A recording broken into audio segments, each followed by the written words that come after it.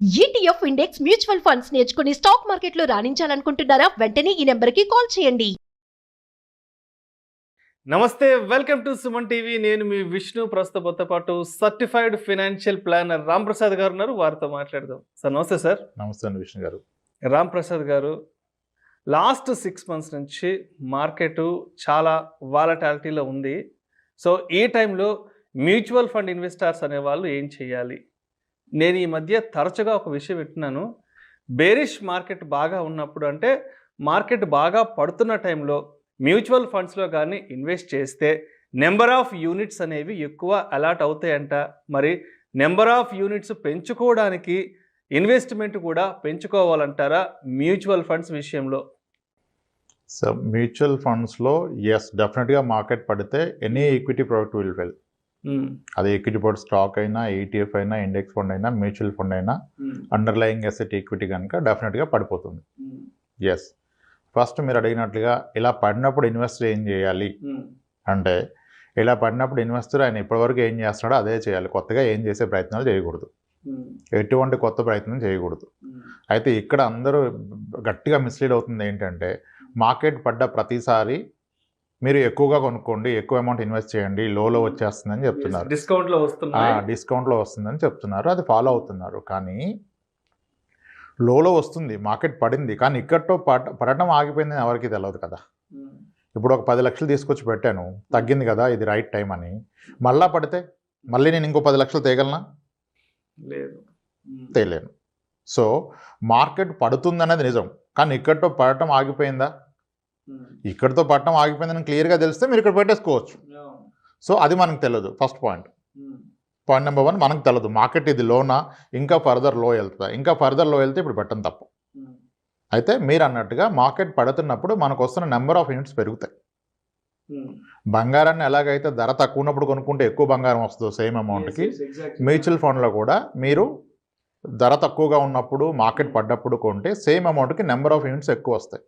మీరు mutual fund పెట్టుబడి పెట్టినట్లయితే మీకు పర్మనెంట్ అనేది నెంబర్ ఆఫ్ యూనిట్స్ అనేవి కాదు, నెట్ అసెట్ వాల్యూ కాదు. మీకు వచ్చిన యూనిట్స్ అనేవి పర్మనెంట్, అవి ఫిక్స్డ్గా ఉంటాయి. 10 తులాలు బంగారం కొంటే బంగారం 10 తులాలే ఉంటుంది, బంగారం రేటు పైకి కిందకి అవుతుంది. సిమిలర్లీ మ్యూచువల్ ఫండ్లో మీరు కొన్న యూనిట్స్ సేమ్ ఉంటాయి, వాటి యొక్క unit rate up and down అవుతుంది. అందుకనే SIPని అంతగా ఎందుకు ప్రమోట్ చేస్తారు? సిస్టమాటిక్ ఇన్వెస్ట్మెంట్ ప్లాన్ ద్వారా పెడుతున్న వ్యక్తికి ఈ మార్కెట్ పడ్డప్పుడు ఆయన ఏది ఫాలో అవ్వకుండానే అతను కొంటున్న సేమ్ అమౌంట్కి నెంబర్ ఆఫ్ యూనిట్స్ ఎక్కువ వస్తాయి. నెంబర్ ఆఫ్ యూనిట్స్ అనేవి ఎక్కువ వస్తాయి అంటున్నారు.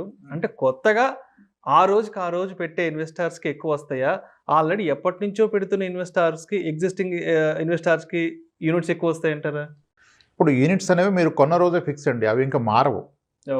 మీరు 10 తులాల బంగారం కొంటే బంగారం రేటు పెరిగినా తగ్గినా ఏమైనా మీది 10 తులాల బంగారం ఎలా ఉంటుందో, మ్యూచువల్ ఫండ్లో మీరు ఒకసారి అంటూ కొంటే అది SIP ద్వారా కానీ లంసమ్ ద్వారా కానీ మీకు వచ్చింది 100 యూనిట్స్.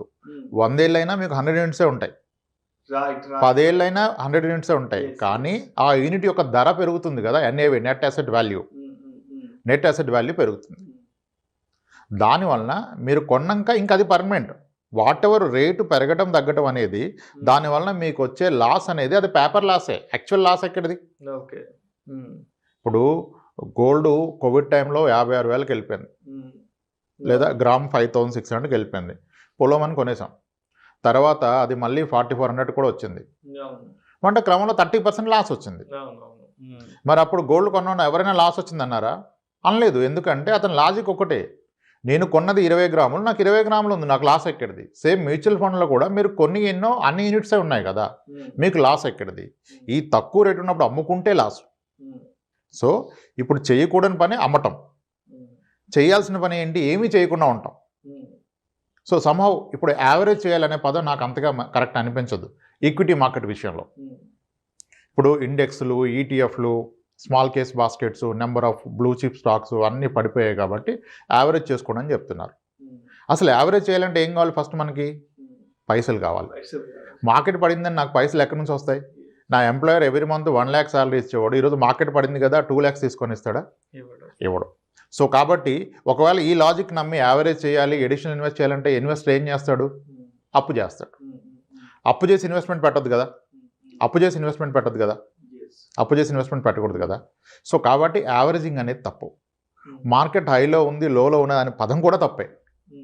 అందుకే ఫస్ట్ మనకు ఒక స్టాండర్డ్ కోట్ ఉంది, time spend in the market can only give us return, timing the market can never give us return. మీరు లోలో ఉంది హైలో ఉందని మాట్లాడటం మొదలు పెడితే nothing but your timing the market. మార్కెట్ని టైమింగ్ చేయటం అనేది అది పాసిబుల్ కాదు. ఇప్పుడు 15 రోజుల క్రితం కనుక మార్కెట్ పడిందని యావరేజ్ చేసుకుని ఉంటే ఇప్పుడు ఆయన పరిస్థితి ఏంటి? మళ్ళీ పడింది కదా, ఇప్పుడు మళ్ళీ యావరేజ్ చేయడం డబ్బులు ఎక్కడి నుంచి వస్తాయి ఆయనకి? సో అందుకనే మొదటి నుంచి మన ప్రతి వీడియోలో నేను చెప్తుంది ఒకటే విషయం, మీ ఆబ్జెక్టివ్ ఆఫ్ ఇన్వెస్ట్మెంట్ ఏంటి, మీరు ఎందుకు పెడుతున్నారు? జూన్లో స్కూల్ ఫీజు కట్టే వ్యక్తి ఆ డబ్బులు కనుక పిల్లల స్కూల్ ఫీజు జూన్ జూలైలో కట్టాల్సిన వ్యక్తి ఈరోజు మార్కెట్లో పెడితే పరిస్థితి ఏంటి? మ్యూచువల్ ఫండ్లో పెడితే పరిస్థితి ఏంటి? కట్టలేడు. కానీ ఇప్పుడు పిల్లోడు వచ్చి 8th క్లాస్ చదువుతున్నాడు, అతని గ్రాడ్యుయేషన్కి 2028లో కట్టాలి ఫీజు, ఆయనకి ఇబ్బంది లేదు కదా. ఆయన 10 లక్షలు పెట్టాడు మ్యూచువల్ ఫండ్ స్టాక్స్, అది 7 లక్షలు అయిపోయింది. ప్రాబ్లం ఏంటి? 2028 నాటికైతే మార్కెట్ పైకి వస్తుంది, తప్పకుండా వస్తుంది. సో అతనికి ప్రాబ్లం లేదు. ఇప్పుడు ఆబ్జెక్టివ్ ఆఫ్ ఇన్వెస్ట్మెంట్ క్లియర్ ఉంటే మీరు మార్కెట్లో ఏం చేయాలో తెలుస్తుంది. కానీ మనకి 80% ఆఫ్ ద ఇన్వెస్టర్స్ ఏంటి, objective is very simple, money make చేయాలి, లాభాలు రావాలనే పెడుతున్నారు. లాభాలు రావాలనేది ఆబ్జెక్టివ్ కాకూడదు. మీ ఏ అవసరానికి మీరు డబ్బు కూడబెడుతున్నారు అది ఎప్పుడు ఉందనే దాన్ని బట్టి మీకు ఫండ్స్. ఇప్పుడు మ్యూచువల్ ఫండ్స్ అంటే అందరం ఈక్విటీ మ్యూచువల్ ఫండ్స్ మాడుతున్నాం. మ్యూచువల్ ఫండ్స్లో పలు రకాలైన ఫండ్స్ ఉన్నాయి, over night funds, liquid funds, short duration funds. Over night fund అంటే ఏంటండి? ఓవర్ నైట్కి ఇన్వెస్ట్మెంట్ చేయొచ్చు మ్యూచువల్ ఫండ్లో. లిక్విడ్ ఫండ్ 1 వీక్కి 1 డేకి 1 మంత్కి liquid funds are ideal. Okay, ఇంత కాంప్లికేషన్ ఎందుకంటే మీకు 3 మంత్స్కి 4 మంత్స్కి అయితే ఫిక్స్డ్ డిపాజిట్ ఐడియల్ అండి. Bank fixed deposit 90 days is most ideal product for a 90 days investment. ఇప్పుడు కొన్ని బ్యాంక్స్ సేవింగ్స్ అకౌంట్ మీద 5.5 to 6 ఇస్తున్నాయి. అన్ని బ్యాంక్స్ కాదు, కొన్ని బ్యాంక్స్, ఐడిఎఫ్సి ఫస్ట్ లాంటి బ్యాంక్స్ ఇప్పుడు ఇస్తున్నాయి. సో లిక్విడ్ ఫండ్ కూడా 3.5 వేస్తుందండి, గొప్పగా ఏమి ఇవ్వట్లా. సో మీ అవసరం ఏంటో తెలిస్తే మీరు ఎక్కడ పెట్టాలో తెలుస్తుంది. ఇప్పుడు జూలైలో జూన్లో ఫీజు కట్టాల్సిన వ్యక్తి ఎక్కడ పెట్టాలి మనీని? ఖచ్చితంగా బ్యాంక్లోనే పెట్టాలి. బ్యాంక్లోనే పెట్టాలి. అత్యాసకెళ్ళి మార్కెట్ బాగా పెరుగుతుంది, ఈ స్టాక్ కొంటే డబుల్ అయింది అంటే అది రివర్స్ కూడా అవుతుంది. అప్పుడు స్కూల్ ఫీజు కట్టలేరు కదా. నేను ఇప్పుడు మా అబ్బాయి స్కూల్కి వెళ్తున్నాడు, నేను కాలేజ్ ఫీజు కట్టడానికి డబ్బులు దాస్తున్నాను, 6 ఏళ్ళు 8 ఏళ్ళు టైం ఉందంటే మీరు ఎక్కడైనా పెట్టచ్చు. అంతేగాని మార్కెట్ పెరుగుతుంది నేను పెడితే వచ్చేస్తుంది. ఎస్, మ్యూచువల్ ఫండ్స్ కానీ స్టాక్ మార్కెట్స్ కానీ విత్ ఇన్ క్వార్టర్లో 30% పెరిగిన ఉన్నాయి, ఆ దాఖలాలు ఉన్నాయి. విత్ ఇన్ క్వార్టర్లో 30% పెరిగాయి అన్ని స్కీమ్స్. 10 years ఓల్డ్ ఉన్న స్కీమ్స్ అన్ని బెస్ట్ క్వార్టర్ పర్ఫార్మెన్స్ చూస్తే మీరు మనీ కంట్రోల్కి వెళ్ళి విత్ ఇన్ క్వార్టర్లో 30% పెరిగాయి. సిమిలర్లీ వర్స్ట్ క్వార్టర్ చూస్తే విత్ ఇన్ క్వార్టర్లో 30% పడిపోయింది. మరి 3 నెలల్లో నాకు అవసరం ఉంటే నేను పెడితే 30% పడే అవకాశం కూడా ఉంది కదా. So it's has to be objective of investment should be right. మీరు యావరేజ్ చేయాలా, అమ్మాలా, కొనాలా? ఓకే, మ్యూచువల్ ఫండ్స్లో లాసులు రావండి. మ్యూచువల్ ఫండ్ లాస్ రాదు, ఇన్వెస్టరే లాస్ తెచ్చుకుంటాడు. ఎందుకు? యూనిట్స్ తగ్గితే లాస్. మీరు ఆ టైం ఇస్తే రాదు కదా. మీరు ఎందుకు పెట్టారో తెలిస్తే ఆ టైం తెలుస్తుంది మీకు. ఎందుకు పెట్టారో తెలియదు కనుక మీకు టైం తెలియదు, ఈ మార్కెట్కి రియాక్ట్ అవుతారు. మార్కెట్ పట్టడానికి ప్రతిరోజు ఒక కారణం ఉంటుంది కదా. ఇప్పుడు గత 3 ఏళ్ళుగా గ్లోబల్ పారామీటర్స్ చాలా కారణాలు అయిపోయినాయి. రీసెంట్గా లాస్ట్ 1 weekగా మనం రెపో రేట్లు పెంచాం, యూఎస్ ఫెడ్ రేట్లు పెంచింది. సో డాలర్ అంతా వెనక్కి వెళ్ళిపోతుంది, ఫారిన్ ఇన్వెస్టర్స్ అంతా అక్కడ ఫెడ్ రేట్లు పెరిగాయి కనుక హ్యాపీగా ఇక్కడ డబ్బులు తీసేస్తున్నారు. ఇది 6 నెలలుగా జరుగుతుంది, ఈ మధ్య కాస్త ఎక్కువగా జరుగుతుంది. అందుకని మార్కెట్ ఫాల్ కాస్త పెరిగింది. ఇది ఎప్పుడు రివర్స్ అవుతుందో మనకు తెలియదు. ఏ క్షణమైనా ఇది రివర్స్ అవ్వచ్చు, లింక్ వర్స్ట్ అవ్వచ్చు. కానీ ఒక 6 ఏళ్ళు 8 ఏళ్ళు ఉంటానంటే ఇబ్బందే లేదు. 6 నెలలకు పైసలు కావాలంటే ఈ రోజే మొత్తం తీసేసుకొని వెళ్ళిపోవాలి. ఎందుకంటే 6 నెలల పరిస్థితి ఏమిటో తెలియదు మనకి. యావరేజింగ్ అనేది రాంగ్ కాన్సెప్ట్. మీకు ఎందుకు పెడుతున్నారు, మీకు ఎంత కావాలి, ఎప్పుడు కావాలి, దాన్ని బట్టి దానికి ఏ ఫండ్ అనేది. ఓకే, ఈక్విటీ అంటే ఎస్ రిస్క్. మ్యూచువల్ ఫండ్స్ అంటే mutual funds are not only equity mutual funds, there are debt mutual funds. డెట్లో పలు రకాలు, ఓవర్ నైట్ ఉంది, లిక్విడ్ ఉంది, షార్ట్ డ్యూరేషన్ ఉంది, క్రెడిట్ రిస్క్ ఫండ్ ఉంది, కొన్ని థిమాటిక్ ఫండ్స్ ఉన్నాయి, డివిడెంట్ ఈల్డ్ ఫండ్స్ ఉన్నాయి. అందరం ఎంతో తల బాదుకొని ఏ స్టాక్స్ మంచి డివిడెంట్ ఇస్తాయని చేస్తున్నాం కదా, అవన్నీ కలిపి ఫామ్ చేసిందే డివిడెంట్ ఈల్డ్ ఫండ్. హ్యాపీగా బెస్ట్ డివిడెంట్ ఈల్డ్లో పెట్టేస్తారు, మీకు డివిడెంట్స్ వచ్చేస్తాయి టైమ్లీ. షరియా ఫండ్స్ అన్నాం, రిలీజియస్ ఇన్వెస్టర్స్కి షరియా ఫండ్స్ అన్నాం, thematic funds, international funds, country specific funds, Taiwan fund, China fund, ఇన్ని ఉన్నాయి. మీ ఆబ్జెక్టివ్ తెలిస్తే ఏది పట్టాలో తెలిస్తే అప్పుడు ఈ మిమ్మల్ని వర్రీలోకి తీసుకెళ్ళదు. అలా ప్లాన్ చేసుకోవాలి. మొత్తంగా మరి ఇప్పుడున్న ఈ మార్కెట్ కండిషన్స్లో కొత్తగా ఇన్వెస్ట్మెంట్ పెడదాం అనుకునే వాళ్ళకి, అదేవిధంగా ఆల్రెడీ ఎగ్జిస్టింగ్ ఇన్వెస్టర్స్కి మరి మీరు ఎటువంటి సూచనలు, సలహాలు తెలియజేస్తారు? ఎగ్జిస్టింగ్ ఇన్వెస్టర్స్ ఎందుకు పెట్టారో మీరు దానికోసమే పెట్టండి. మార్కెట్ పడిందని, పెరిగిందని మీరు ఎటువంటి రియాక్షన్ వద్దు. కొత్తగా వచ్చే వాళ్ళు ఎందుకు వస్తున్నారో తెలుసుకోండి ఫస్ట్. మీరు అందరికీ వచ్చాయని మనకు వస్తాయి అనుకోవద్దు. మ్యూచువల్ ఫండ్స్లో 3 ఏళ్ళు పెట్టాక నెగిటివ్ రిటర్న్ ఉన్న టైం చాలా ఉన్నాయి. లంసం పెడితే 5 ఏళ్ల తర్వాత కూడా నెగిటివ్ ఉంది. ఎస్ఐపి పెడితే కూడా 3 ఏళ్ల తర్వాత నెగిటివ్ రిటర్న్ ఉంది. సో మీకు 3 ఏళ్ళలో డబ్బులు కావాలని ఈక్విటీ మ్యూచువల్ ఫండ్లో పెడితే మాత్రం అది తప్పే. వస్తున్న వ్యక్తి తెలుసుకోవాలి, నేను ఎందుకు పెడతాను, ఎప్పుడు కావాలి, ఆ పీరియడ్కి మ్యూచువల్ ఫండ్ కరెక్టా కాదా, నా 7 ఇయర్స్ పీరియడ్కి మ్యూచువల్ ఫండ్ కరెక్టా కాదా. సిమిలర్లీ ఎగ్జిస్టింగ్ ఆయన క్లారిటీ ఉంది కదా, ఆయన కూతురు పెళ్లి గురించి పెట్టిన అతను ఇప్పుడు ఎందుకంటే ఆయనకు వరి, కూతురు 3వ తరగతి చదువుతుంది, పెళ్ళికి ఇంకా 20 ఏళ్ళ టైం ఉంది, ఆయనకు వరి లేదు. So mutual funds are subject to market risk. Yes, మనం ఫస్ట్ దీన్ని అర్థం చేసుకోవాలి. ఈ సైకలాజికల్గా వచ్చే రిస్క్ ఎక్కువ మార్కెట్ రిస్క్ కన్నా. మార్కెట్ రిస్క్ మీ డబ్బులు తినేదు, మీరు సైకలాజికల్గా మీరు ఎప్పుడైతే రిస్క్ అని ఫీల్ అవుతారో మీ డబ్బులు పోతాయి. ఇప్పుడున్న లాస్ అంతా పేపర్ మీదే కదండి లాస్. మీకు తగ్గిందంటే ఎక్కడ తగ్గింది?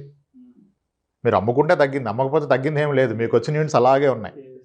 అందుకనే మ్యూచువల్ ఫండ్స్ని ఎప్పుడు యూనిట్స్లో మెజర్ చేయండి, ఎన్ఏవిలో మెజర్ చేయదు. నాకు ఎన్ని యూనిట్స్ ఉన్నాయి, ఎన్ని యూనిట్స్ అక్కడ ఉన్నాయి, టార్గెట్ షుడ్ బి యూనిట్స్. ఇప్పుడు వెరీ ఓల్డెస్ట్ ఫండ్స్, ఇప్పుడు గత 6 ఏళ్ల క్రితం, ఇంచుమించుగా 6 నెలల క్రితం మనం మాట్లాడాం. నిప్పాన్ ఇండియా గ్రోత్ ఫండ్ వచ్చేసి 1995లో స్టార్ట్ అయింది, 2300కి వెళ్ళిపోయింది అనేవని. ఇప్పుడు 800కి వచ్చేసింది.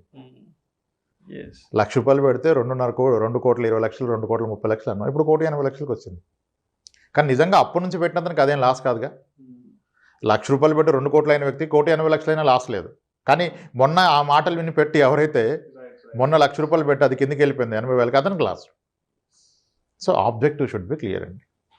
Right, thank you sir, thank you so much Ram Prasad గారు. ఇప్పుడున్న ఈ వాలటాలిటీ మార్కెట్లో మ్యూచువల్ ఫండ్ ఇన్వెస్టర్స్ అనేవాళ్ళు ఎటువంటి జాగ్రత్తలు తీసుకోవాలి, ఎటువంటి విషయాల పట్ల అవగాహన పెంచుకోవాలి అనే అంశం గురించి ప్రేక్షకులకు మీ విశ్లేషణ ద్వారా చాలా చక్కగా వివరించారు. Thank you so much sir.